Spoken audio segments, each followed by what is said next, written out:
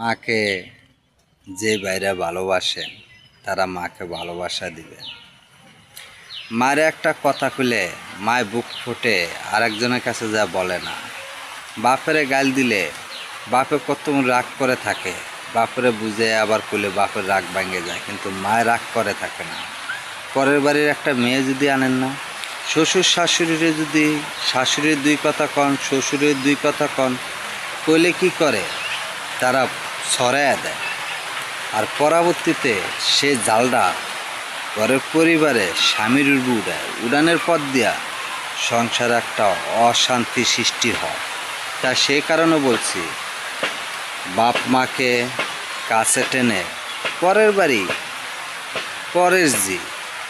আর ওই যে শ্বশুর শাশুড়ির দুই কথা কইছেন না, কথা কিন্তু তারা জামাইদের একটু সহ্য করতে পারে না।